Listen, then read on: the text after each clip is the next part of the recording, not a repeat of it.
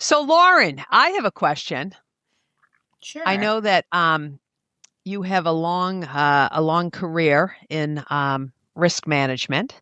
I know you recently retired from that role, but prior to leaving, because I know you're newly retired, do you ever get nervous with all of your experience? Because I think hopefully there's a lot of different age groups listening in, and curious just past, present, and maybe even future. Do titles scare you? Do you ever get nervous at meetings, or are you just so comfortable in your own skin, you're good? I'd be lying if I said I didn't get nervous, especially at the beginning of the career. Um, so, as an example, I did a lot of healthcare consulting. So, I used to go into surgeries and observe surgeries and really work with the doctors on how, safe work practices for the nurses and the employees that were in there. And at the beginning, I was terrified. You have an orthopedic surgeon come in, and that title just always got me. And then I think it was because I wasn't confident. I was young. I wasn't confident in my ability. And I went into it always thinking like, why should I have a seat at this table? Right. I'm in a surgery suite. Why? I'm young, and they kind of treated you that way at the very beginning when you're young. But as my career went on, no, I didn't, because I think with experience and you feel like, you know what, I know my stuff. People just want to make sure that you're not wasting their time. You're bringing added value to the situation.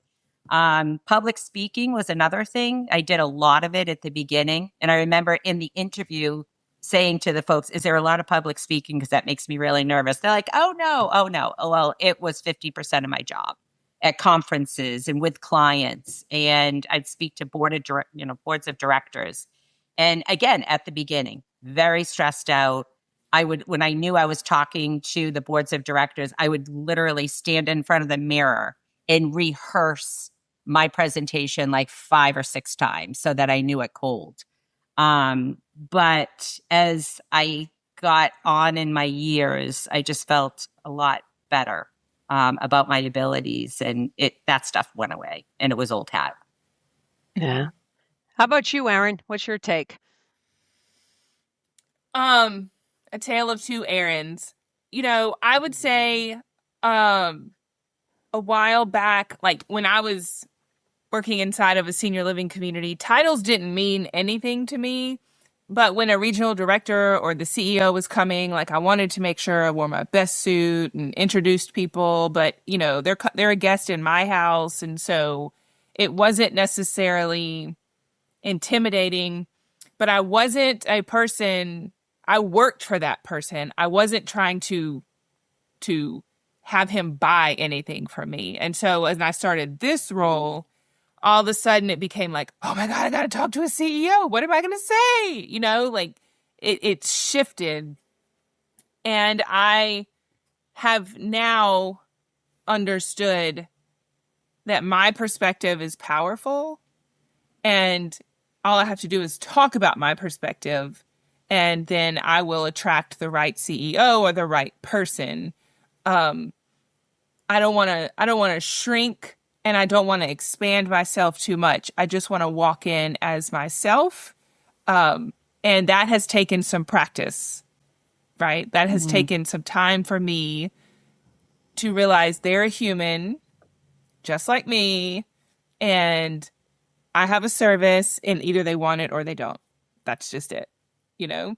And I have also been able to see how they appreciate things differently. Like there's a new perspective that I have today of a CEO or another title than I did before. And just going into them or to speak to them and recognizing they put their pants on the same way that I do. And I have a perspective that they do not. Right or wrong, better or worse, I don't make those judgment calls anymore, you know? Hmm. So So good. now, if I were to meet, like Michael Jordan in the airport, I would be very nervous. I wouldn't know what to say. I would be like, oh my God, I love the Bulls. I love You know you. what I mean? I love you, Michael. I love you. You know, I really liked Horace Grant, but you're the best. You're the best of all time. You know what I mean? That's how I I'd don't be know like if I saw The Rock in the airport. Yes. Like, I love you. I love you, The Rock. I love you. I'm getting a visual of gate changes with Angie chasing the Rock and I know, Erin Angie, chasing Michael yes. Jordan, and I'm on film going, "This is good content. This is good content." Yes. Yes. I I was in Austin. I was in Austin. Actually, Angie and I were in Austin at the same time. And I thought, if I run into Brene Brown, what am I going to say? So I need to have everything that I'm going to say ready because I may run into her. I did not run into her, but I was ready in case I ran into her. Oh, Good that is advice, funny. Erin. Always be ready to meet your heroes. That is funny. Angie, I'm just curious because I know you coach a lot of the nursing teams. Does this come up in conversations about nervousness with team meetings or senior leadership meetings? Yeah. I mean, they may not talk about it in terms of being nervous. But most nurse leaders that I coach, 99% of them are clinically excellent, but do not have communication, relationship skills, how to move through conflict, confidence to have a conversation. But that a lot of that also, that being said, is because of a lack of feeling safe. There's a lack of trust on the team, whether it be, when I'm doing, for instance, group coaching, there's a leader, a team leader who's their boss, and then there's them. So there's two things that both people, the leader also sometimes doesn't feel safe or trusts that she can be and say the things or the ideas or the frustrations or whatever. Same for her team. So I don't know if it's nervous. I guess yes, but the core of that would be, for those other reasons. Not having the skills, number one, confidence in yourself, and not having trust. Yeah. Can I go back to that question of, do you get nervous? Because the things that we work on when I'm coaching are all about, like Erin alluded to, in not so many words, but like the self-confidence. And, I feel like I've been talking about this a lot lately. Like, I feel like, I think the word is audacity, maybe. Maybe that's not the right word, but I look back at, just because I didn't know what I didn't know, the titles and stuff, I mean, literally I look back and go, who did I think I was? Like what the heck? And I'm grateful that I had confidence, but no reason to feel confident, dude. I had zero experience in anything. And I just was like, we're gonna do this.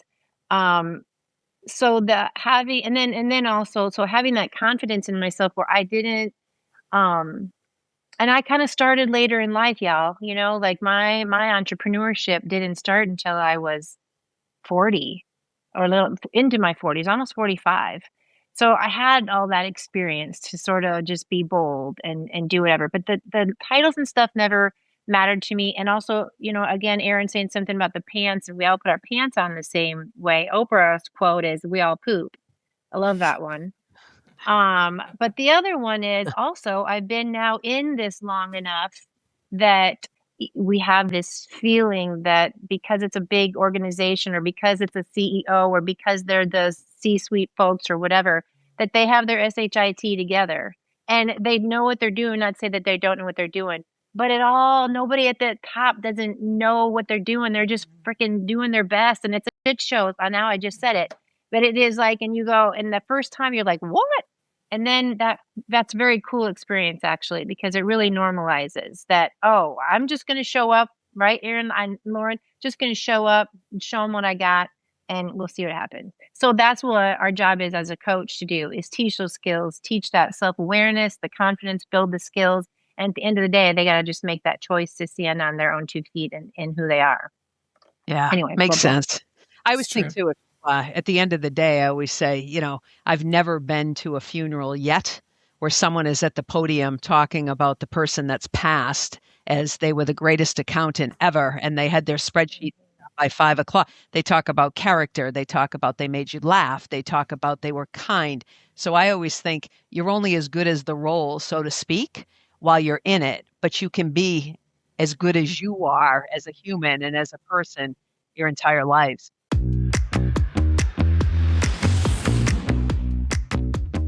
Okay, quick break. Have you seen the Traveling Saleslady's exclusive coaching collection? Courses built specifically for sales pros who live out of a carry-on. Buyer mindset, road safety, work-life stuff. All of it, actual coaches, no fluff. Take advantage of our bundled package for all courses. Grab the link in the show notes, and let's get back to it. Angie, if you Yes. see something on the news and you're going out on Southwest, you said, where are you headed, if you don't mind me asking? Oh, this next trip, I'm going with my mom to see my sisters in Portland. Okay, Portland, Oregon. Yeah. Okay. So if you saw that there were protests happening not to get into politics, but if you saw protests happening in Portland, would all of a sudden that make you nervous to go, or would you be like, not my issue, I'm going? Do the things in the news contribute to how you travel or how you change travel plans? I mean, not in the United States, they don't, to me, at this time.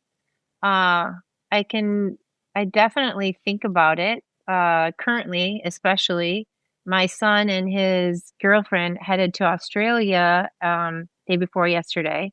And, my sisters, speaking of my sisters, are great travelers. I do get, thoughtful about it, but I'm not traveling internationally very often.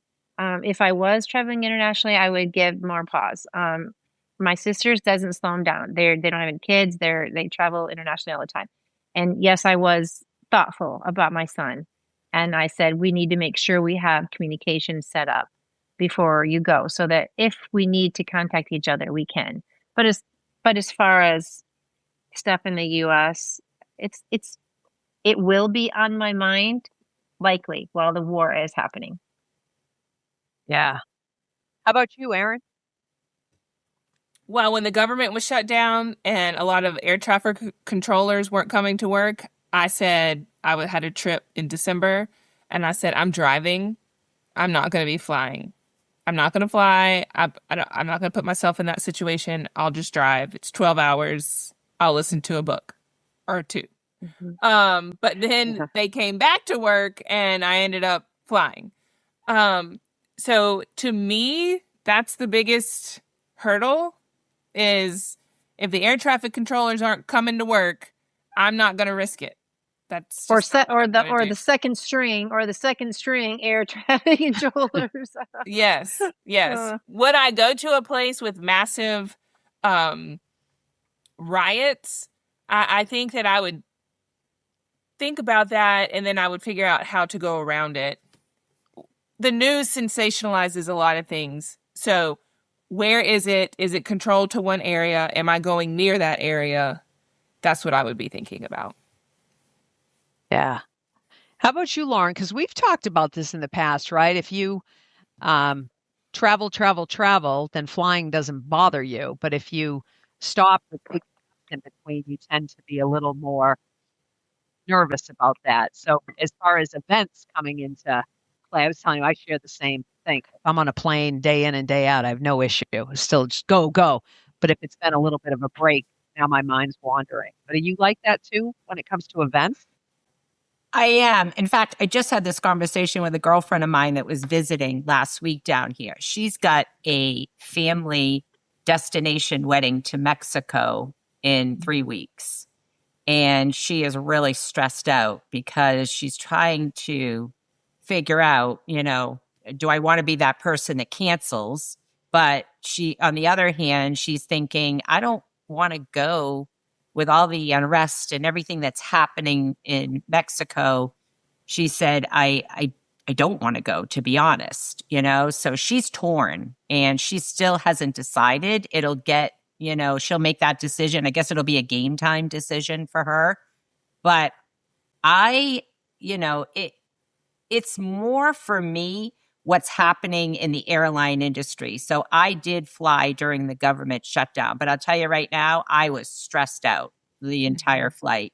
And I called a very dear friend who is on the National Transportation Board. And I was like, you know what would you do?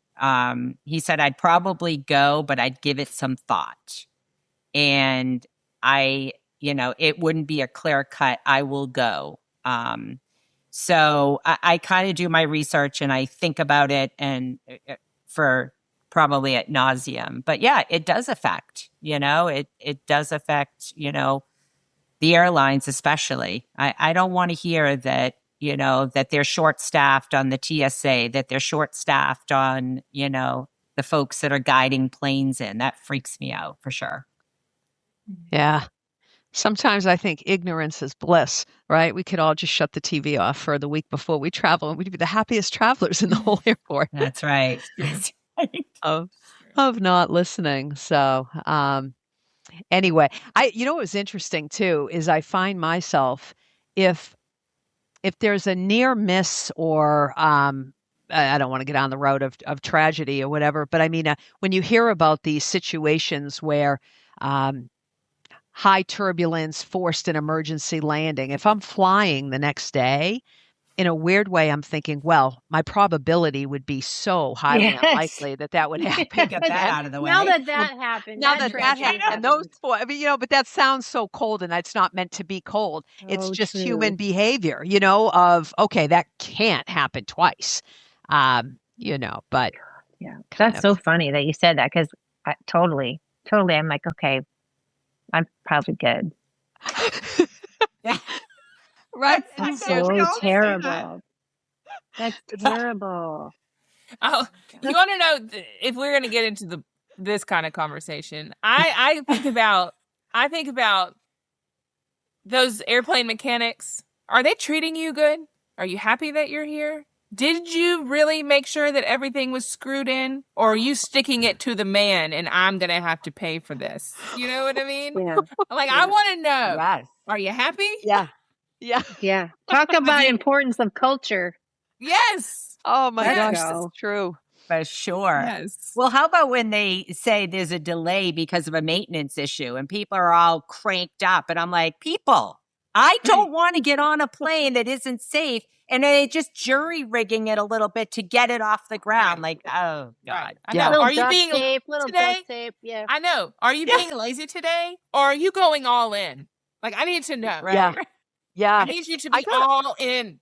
Non-lazy today. All in. And I never want to hear We from do appreciate those airport folks that are all in. Thank y'all. Yes. Yes. Appreciate it For very sure. much. But Yes. please don't ever tell me to move my seat to balance the plane. I've had that happen. Oh, That does not That make me is feel comfortable, if I'm being honest. Can we balance some passengers? That should be all electronic, digital, not human, I don't think. But that's just they're aside. eyeballing you and they're like, wow, she's a little bit of a heavy set woman. We're going to put her on the right side and in the back. And then I'm like, why am I moving? Is there a weight issue or what? It's the menopause. Oh, that's funny. That is funny. That is a good one. Hello. That's a really good one. Good.